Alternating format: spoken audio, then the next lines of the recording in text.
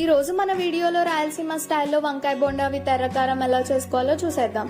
ముందుగా ఈ రెసిపీ కోసం నేనైతే ఇక్కడ 500 గ్రామ్స్ ఆఫ్ ఫ్రెష్ వంకాయల్ని తీసుకున్నా. వీటిని 1-2 టైమ్స్ బాగా వాష్ చేసి పక్కన పెట్టేసుకోవాలి. ఆ తర్వాత ఒక్క వంకాయని రెండుగా కట్ చేసి సాల్ట్ వాటర్ లో వేసేసుకోవాలి. ఇలా వేసుకోవడం వల్ల మన వంకాయల కలర్ చేంజ్ అవ్వదు. ఇలా కట్ చేసుకున్న వాటి అన్నిటిని ఉడికించేసుకోవాలి. మధ్య మధ్యలో కలుపుతూ టర్న్ చేసుకుంటూ ఉడికించుకోవాలి.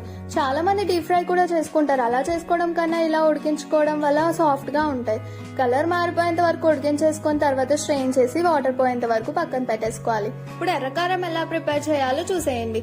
ముందుగా ఒక మిక్సీ జార్ లో అల్లం, వెల్లుల్లి, 10-15 పచ్చిమిర్చి మీ స్పైస్ కి తగ్గట్టు లాస్ట్ లో కొంచెం కొత్తిమీర వేసి గ్రైండ్ చేసేసుకోవాలి.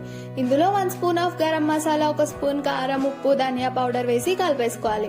ఆ తర్వాత వేడిగా ఉన్న ఆయిల్ ని వేసి ఒక గరిటెని బాగా కలుపుకోవాలి. నెక్స్ట్ బోండా కోసం బ్యాటర్ ఎలా ప్రిపేర్ చేసుకోవాలో చూసేద్దాం. ఇక్కడ 2 కప్పుల శనగపిండిని తీసుకున్నా. టేస్ట్ కి తగినంత సాల్ట్, కొంచెం బేకింగ్ సోడా, కొంచెం వాముని ఇలా చేతితో క్రష్ చేసి వేసేసుకోవాలి. ఆ తర్వాత కొంచెం కారం వేసి బాగా కలిపేసుకోవాలి.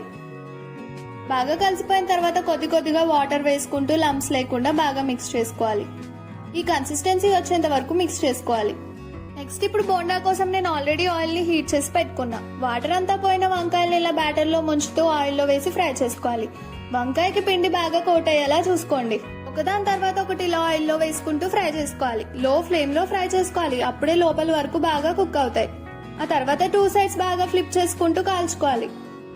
ఇలా గోల్డెన్ బ్రౌన్ కలర్ వచ్చేంత వరకు ఫ్రై చేసి పక్కన పెట్టుకోవాలి.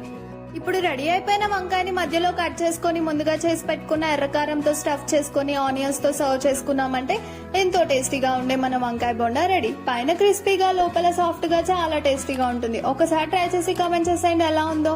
వీడియో నచ్చినట్టయితే like, share and subscribe to my channel.